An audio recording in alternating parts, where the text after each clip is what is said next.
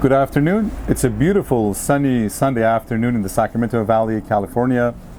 Warm as usual, but I thought I should share with you something that I recently experienced in the context of music and music listening. So what I experienced the other day really caused me to think that the medium through which we listen to music can determine how we interact with the music, how we perceive it philosophically, emotionally, and really how we associate with the music. So just to provide you with a level of context as to what I'm about to say, I'm a music lover and I'm also an audiophile. I believe that the music that I adore and love so much deserves to be listened to through a proper system. And a proper system to me is a symmetrical stereo listening, two-channel listening, and so through that, a proper receiver amplifier, a good quality pair of speakers, and probably a CD player, a record player, a turntable, a cassette deck, and all of those can actually, for me, can actually lead to a good listening experience. So what I gotta tell you is that what I discovered was that listening to a particular medium can really influence how we feel about the music. So, and to exemplify my point in this particular context, I'd like to point out a record that came out by Steven Wilson of Porcupine Tree just about a year ago. I think it was last September. He released the album The Future Bites. Now, for people who are not familiar with Steven Wilson and his music, he was the founder, the lead singer, the lead guitar player, the main songwriter, the lyricist of the band Porcupine Tree. And since the year of 2010, I think he put Porcupine Tree on an indefinite hiatus. And ever since he's been focusing, or he's been pursuing a solo career in music. And really, I think the reason that I gotta say that he really disbanded Porcupine Tree. I don't think that there's any chance of Porcupine Tree getting back together. I think putting the band in a hiatus was a polite way of saying that the band has really come to an end. So, but I think the reason that he did that was to really expand his musical horizons. He wanted to experience other types of music and, write in different forms of music, different genres. And he thought that the playing within the nucleus of Porcupine Tree was kind of limiting and was really confining. So he decided to really move on and write music that in the most self-indulgent manner, as any artist would do.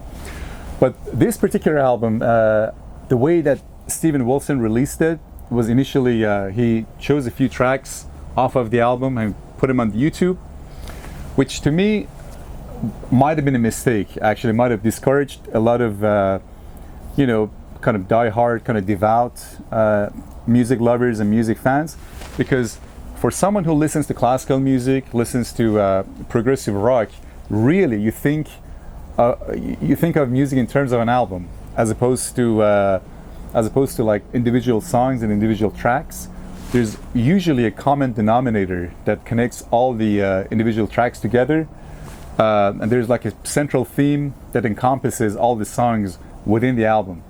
But in this particular case, so he posted those few tracks on YouTube, and then that also kind of made me think that this album is more kind of song oriented as opposed to being sort of album oriented. I didn't realize that there was a central theme sort of directing the whole concept. So when I listened to the whole album through streaming services and Tidal, when it became available on Tidal. Now, Spotify, I do stream through Spotify, but the music quality isn't that great actually. So Tidal actually is the way I listen to music when I want to stream my music. And when I listen through streaming services, and Tidal in this example, it just didn't feel right to me. I didn't really connect with the album.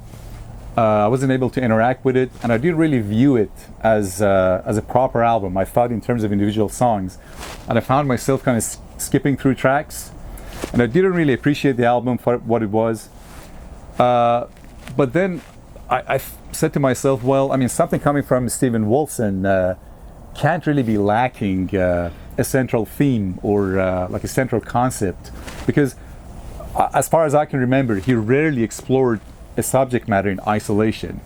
He always thought of whatever he wrote in terms of something that had some sort of like a central theme.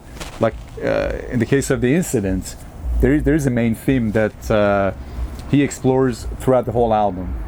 I mean, there are individual songs, and each song has its own character, its own unique identity. But there's also a central theme, a central denominator that drives the album kind of forward.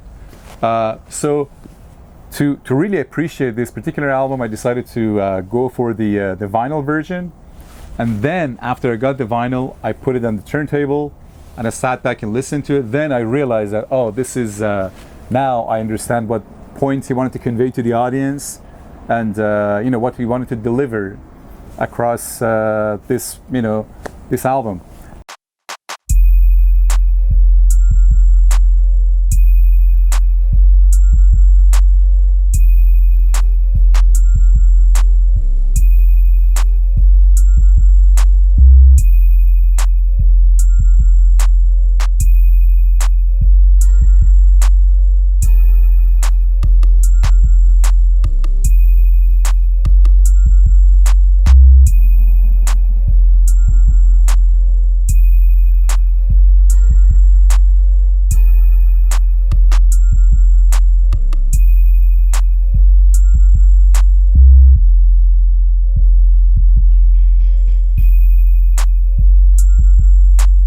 And this happens to be the Future Bites, just a beautiful presentation in the form of this wonderful vinyl.